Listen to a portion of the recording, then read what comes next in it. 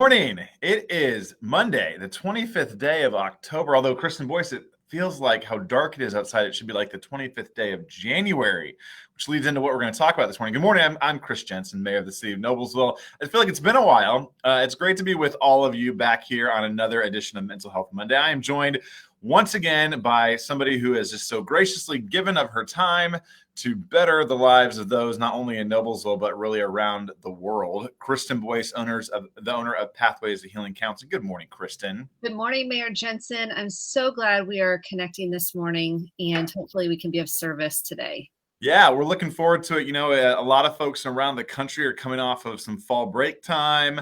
We're knocking on the door of some big holidays. I was just over at the store quickly this morning, getting a few things in preparation for some costumes, Halloween costumes later this week, which is always fun. But that, I don't know how you feel about it, Kristen, but I always know that this is kind of the gateway, if you will, into some roller coaster months, I'll call them. We got some months coming up that are some high highs and some low lows, whether it be weather related or holidays, which can be fun, but also stressful. We'll get to that here in a couple weeks. I'm certain of it. But yeah, it's just an interesting time of year. And what we're going to talk a little bit about today involves the weather a little bit. And I know, again, we have folks from all over the world watching us today, but I know based on what I heard this morning on the news, all over the world, there are several different weather situations happening. So it'll be all applicable here today. But we're excited to have you all join us. If you're a first-time listener or watcher, welcome. If you're a long-time follower like my mom, good morning, Mom. Feel free to chime in on the chat, say hi. If you have any questions this morning on this topic or anything, feel free to share it. If we don't know the answer, story of my life, I'll find somebody who does know the answer and we'll get back to you. So, but before we get started, Kristen, we always start with the same exercise every time we get together with some square breathing. So I'll let you lead us through that.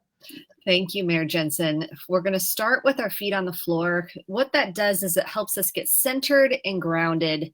And then we're going to inhale through our nose for 4, hold for 4, and exhale slowly out our mouths for 8. We want that exhale to be longer to help regulate the nervous system. I recommend 5 to 7 breaths every hour at least.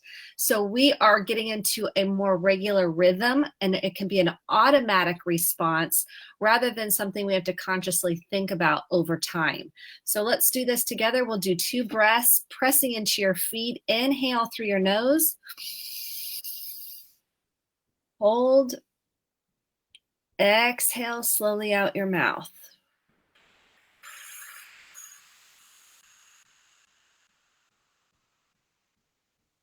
Just kind of notice and check in the difference before the breath and after the breath.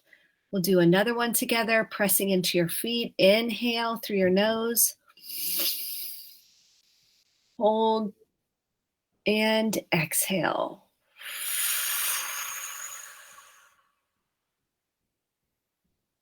You'll see I'm almost out of breath as I'm exhaling because I want to get that full benefit of that big belly breath. And I recommend doing this not only in times of stress, but when things are going well. So that way, when things get heightened and intense and lots of emotions are in the picture, you can go, oh, I know what to do. Go back to my breath. This is a benefit to you and the rest of your family. So I recommend really making this a priority, especially now as the mood and seasonal changes are in effect. This is more important than ever. Yeah, and this doesn't have to be, we do it as a big production here on Mental Health Monday, but I was doing it this past weekend. We were all 6 of us in the car going somewhere, and you've all been there. A lot of kids in the car. No one's happy with anyone. No one likes where they're sitting. No one can buckle their seatbelt. I mean, you name the issue, we had it going on, and it didn't have to make everybody stop, but I was trying to just square breathe as we were kind of moving along in the car that day. So it can be done anywhere. And now that I've been exposed to it, even I was watching a show the other day. We got hooked on this show called Manifest, Kristen Boyce. It's about a plane that disappears. And anyways, I went down this rabbit hole, but on that show, they are talking, and they call it something else. And in a couple of weeks, I'll come back with what it was. But you use, cooling the soup and then cooling the cookie. They use another term for it as well. So I'll bring that back next time I come. But you'll start to notice it kind of fold in to topics, not only in real life, but on TV as well. Melina looks like had a question about, is this part of mindfulness? I'll let you take it from there. Absolutely. Mindfulness is observing your thoughts. It's like I always think about a big at Times Square when you see those big tickers that go across. That's what we want to do with our thoughts. They're like on clouds. We're not attached to our thoughts. We are not our thoughts, although we think we are. So mindfulness is observing your thoughts, observing your body sensation, observing the breath, observing your emotions. You're the witness to what's happening kind of externally and internally. And mindfulness is very effective. We have now decades and decades of research on mindfulness. And we know through what we call meditation, which really is being in stillness, being in quiet, allows us the space to mindfully distance ourselves, create that pause, that space in between our thought and our reaction. We want to respond rather than react. So mindfulness is beneficial for the nervous system, anxiety, depression, seasonal affective disorder. It is a key to really coping in a healthy way with whatever circumstances that come up. Because here's the truth, life is hard. There's lots of grief. There are mood changes, seasonal changes, transitions in life, and mindfulness creates that space so we're not reacting. And I'm a big proponent of mindfulness. So that's an excellent question. Thank you for that. Awesome. Awesome. Thanks, Melina. So you got to start it out right. And then Ask Melina, folks. It's easy to ask a question. We'll go down a rabbit hole with it and talk about it. So thank you for that. You mentioned something that we're going to kind of pivot to and talk a little bit about today.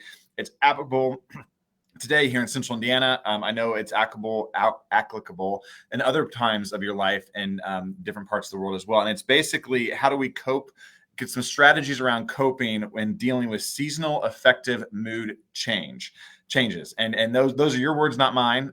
So I'd love you to talk a little bit about that terminology and kind of maybe some studies around that topic as seasonal seasons change. I know I've been open on this show in the past where I struggle with some seasonal issues. In the wintertime, I am more of an outdoor sunny type of person. And so the wintertime throws me off a little bit. Yep. Kristen Boyce says too. That doesn't surprise me at all. And so I have my internal coping strategies, which I can talk about a little bit later, but it's definitely something that's worked on me in the past. So it's very timely going into this time of year. So if you want to talk a little bit about kind of the studies around that terminology that you laid out, and then let's dive into some coping strategies. So seasonal affective disorder impacts about 20% across the world. That's a lot. 20% of people, up to 20% of people are impacted by seasonal changes. And it depends on, it's a continuum. I think of everything on a continuum. So it's not an all or nothing. It's noticing, the first thing is being aware, noticing what are you feeling? Are you having sleep disturbance? Are you sleeping more or sleeping less? Are you in the pantry eating more carbs? We find out that we tend to eat a little bit more carbs when we're not feeling well. Are you having any kind of suicidal thoughts or thinking, oh, I don't even want to be here? Those need to be addressed immediately. That means that if you're having consistent depression where you're having trouble getting out of bed, you're having trouble functioning, showering, brushing your teeth, eating properly, sleeping properly, you're really feeling impacted, that needs immediate attention. And you can call 1-800-273-TALK. That's 1-800-273-TALK, or you can text 741-741. You can go to local emergency room. We have here locally in Indianapolis, we have St. Vincent Stress Center, and we also have Community North. These are symptoms. If you're on the intense end of things, don't let this get too far gone. Now, many of us will have mood changes because vitamin D is less. We know statistically in the fall and the winter here regionally in the Midwest specifically, we know that we get less sunlight. The days are shorter, so we're getting less sunlight, which means less vitamin D, which means less serotonin and dopamine produced. So I'm going to give you some recommendations. The first thing is, and this is not endorsing any products. So if we could put a ticker at the bottom of this, I'm not endorsing any products at all. I'm just showing you some examples. This is called a therapy light, and I don't know if you can see it. And this was a gift given to me. And what this is it's a light, and here's what it looks like. and you turn on the light. I won't turn it on because I'll blind everybody. But what you do is sit 20 to 30 minutes a day in front of this light, and it helps produce that serotonin and dopamine that you're lacking in the winter months. So if you sit in front of the light and you have to angle it, you can even be at your computer, set the lamp kind of off to the side. You can buy these on Amazon or Costco, wherever. They sell them everywhere now. So again, I'm not endorsing anything. Please consult with a doctor if this is something that you are concerned about. Again, this is just one suggestion. We also recommend movement. So either getting outside, and I know it gets cold in the winter and I'm not a fan, but if you can get outside, bundle up for 5 minutes a day, we're getting that natural sunlight and we're moving our bodies. So some form of movement, whatever you're physically able to do. So if that looks like doing some video at home, if that looks like getting out for 5 minutes, joining a class, whatever that looks like for you, super important that we're getting that dopamine, that serotonin moving, and you're not sitting, because the more we sit, the more we kind of atrophy. So movement helps the body and the mood. That's why I love movement mood. It helps our mood improve. Keeping the windows with the screen, like if people put blinds, open the blinds. You'll be surprised, and get as much little sunlight as you can. Put a chair in front of your window, sit, do some journaling, read, listen to a podcast, put on your music, but sit in front of a window where you're getting a little bit of sunlight. Even today, there's not much, but we're getting a very little bit. So sitting in front of that window is super helpful. Another thing that people don't really talk about often is the support system, because in the winter time, typically here, at least in the Midwest, we tend to be inside more. We tend to isolate more, and we tend to not have that social interaction as much. Be intentional with setting lunches, Zoom time, meeting up, maybe going for a little walk together. Be intentional about reaching out to people to set that up and put it on your calendar. I've encouraged my clients all the time. I'm like, okay, what's on your calendar? Who's in your support system this week? Maybe it's a church function. Maybe you're going to a Bible study. Maybe you're in a book study, whatever that looks like for you. It's important that you're prioritizing that, especially during this transitional time with fall and winter coming. The next thing I recommend that we don't also talk about often is talking about this. How many of us feel like, I'm just feeling so blah? We call it the blahs. And then people are like, yeah, me too. Talk about it. Name it. Don't put it away and hide it and put on a mask. Be real about it. Talk through it. Name it. Say, I feel sad. I feel overwhelmed.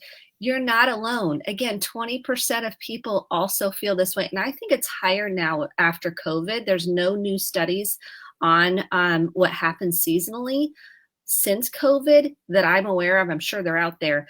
I think it's increased because we've been isolated, because we've been anxious and we felt this disconnection. We feel even more lonely now. So that's another thing to keep in mind, is being intentional about building that support system. It's super helpful to be able to name this. If you don't feel like you have a friend, see a therapist that you feel like is a safe person for you to talk to about this. That is super important as well, to feel like you have a safe outlet. That, because that shame that says I'm defective, something's wrong with me, I want to go, no, nothing's wrong with you. This is normal body chemistry. Another thing they recommend per the research is vitamin D. We're not getting enough vitamin D. So sometimes consult with your doctor about a supplement for vitamin D, or over-the-counter vitamin D product can be very helpful to supplement what we're not getting from the natural sunlight. And the sleep routine. This is the other thing. We can get all changed with our sleep routine. If we're not getting enough sleep, it will affect your mood. I recommend getting in a same set routine when you go to sleep. And I know it's hard, because when the kids go down, you're like, freedom. Okay, I won't sing for you because it's scary, but you feel like there's this freedom, and then you end up staying up later, and then you get tired. And watch your alcohol and caffeine intake. We can kind of start self-medicating with alcohol, lots of sugar and lots of caffeine. It will make you feel yucky. It will create, it's a depressant. Alcohol is a depressant. It will create more feelings of depression than you already feel. So these are things you want to watch, because the minute you kind of feel like you got the blahs, we're in the pantry.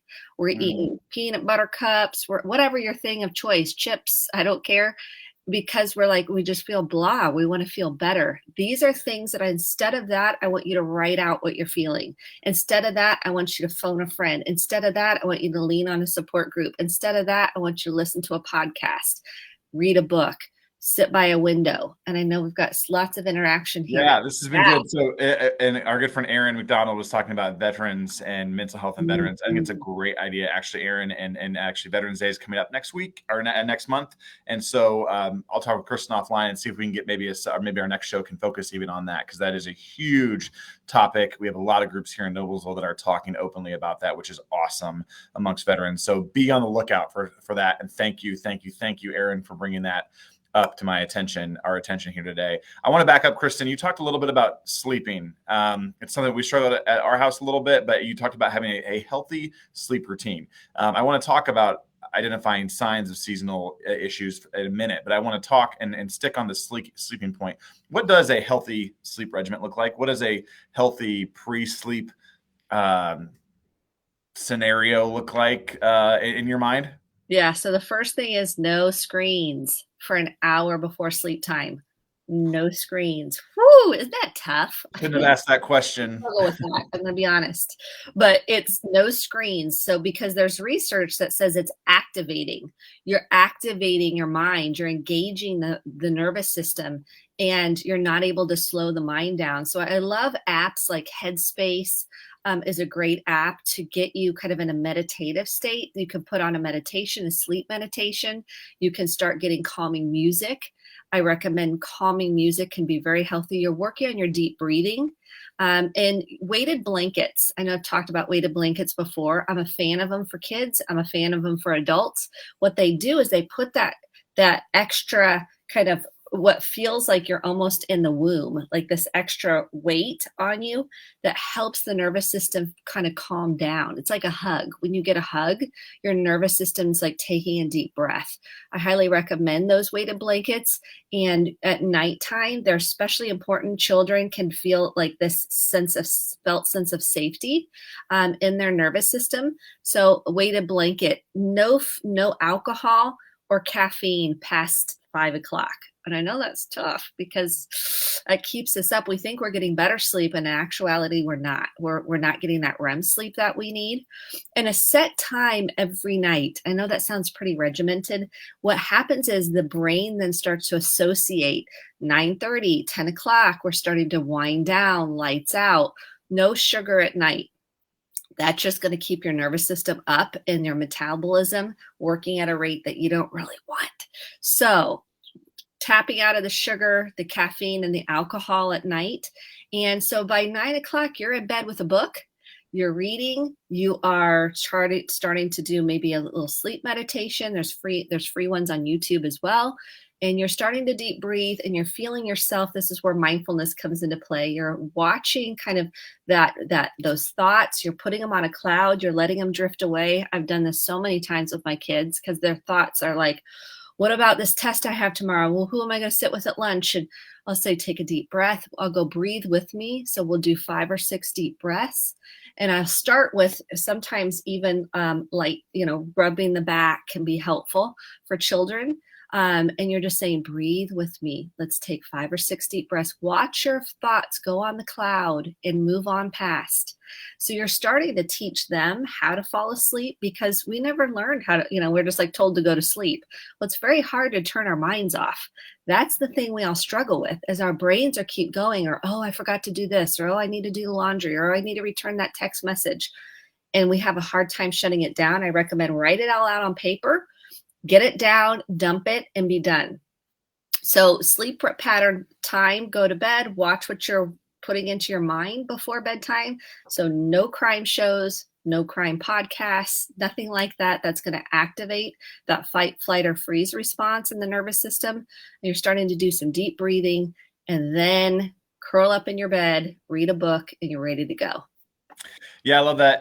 A good friend of mine, Allison Millington, who ran the 2020 Super Bowl here in Indianapolis, just an incredibly great person, once gave me advice that during the Super Bowl time, obviously had a massive undertaking in front of her, had a notebook on her bedstand. So she woke up in the night with something mind racing, write it down, back to sleep. And it was her to-do list for the next day. And I've lived by that. I try to be more digital and make notes on my phone, which sometimes slips me into Facebook and Twitter, but yada yada. Anyways, it's a rabbit hole I'm working on. So that's just really helpful because, again, I think there's a lot of people today who struggle with the sleep department. And it doesn't matter if you're a millennial or a baby boomer or somewhere in between.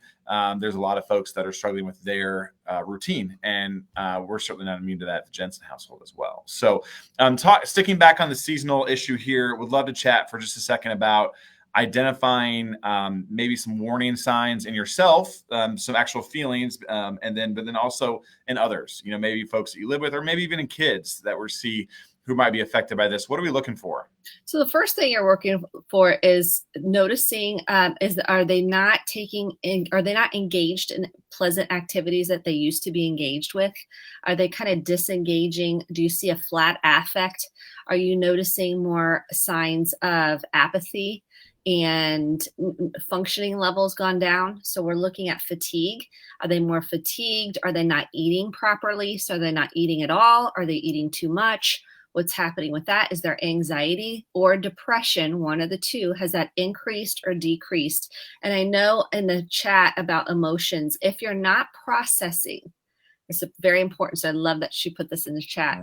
If you're not processing your emotions, you're not aware and you're not connecting to your emotions, you will have trouble moving through seasonal changes. You'll have trouble sleeping. You'll have trouble falling asleep, staying asleep. If you're not processing those emotions, which means identifying them. And we talked about core emotions. We've got anger, fear, sadness, disgust, joy, excitement, and sexual excitement, which are all based in neuroscience. If you're not identifying those emotions and processing them, you're not going to be able to move through this. It'll be challenging for you to fall asleep. It'll be challenging for you to kind of manage the day-to-day activities. And with seasonal affective disorder, if we're not aware of what we're feeling, that can be a slippery slope. So then our functioning level decreases. We're not able to take care of ourselves. Again, we talked about showering, basic care, and that is something to watch. And sometimes typically, if it gets too extreme, like I mentioned at the beginning, you definitely need a physician and a therapist involved in the treatment plan.